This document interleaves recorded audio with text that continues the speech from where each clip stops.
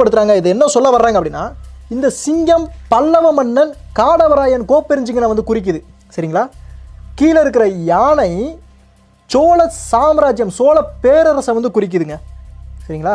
அப்போ இதுலேருந்து என்ன சொல்ல வர்றாங்க அப்படின்னா, பல்லவ மன்னன் சோழனை கவ்வினான், கைது பண்ணினான், பிடித்தான் அப்படிங்கிறத ரிசம்பிள் பண்ண வர்றாங்க. எளிமையாக மேலே ஒரு கல்வெட்டு வந்து கொடுத்துருக்காங்க புருவத்தில், இந்த சிங்கத்தோட புருவத்தில். சிங்கம் நான் உங்களுக்கு நல்லாவே தெரியும், பல்லவரோட சின்னம். என்ன சொல்லியிருக்காங்க அப்படின்னா, சொக்க பல்லவன் வாய் செல்லும். இந்த கல்வெட்டு மேலே இங்கே வந்தால் கூட படிக்க முடியும். சொக்க பல்லவன் வாய் செல்லும் வன்னிய மலாளன் அப்படி சொல்கிறாங்க. சொக்க பல்லவன் தெரியும், காடவராயன் கோப்பெருஞ்சிங்க. அவர் வாய் செல்லும், வாய் செல்லும் வன்னிய மணாளன் மாப்பிள்ளை. இதில் இங்கே மிகப்பெரிய ஒரு வேடிக்கை அதுதான். 3ஆம் ராசராச சோழனும் காடவராயன் கோப்பெருஞ்சிங்கனும் மாமே மச்சாங்க. சரிங்களா?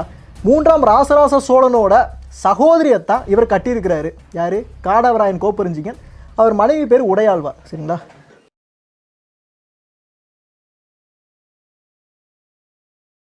வன்னி இது ஒரு நிலப்பரப்பின் பெயர் அல்ல, காலங்கள் தாண்டியும் நிமிர்ந்து நிற்கும் ஒரு இனத்தின் வரலாறு.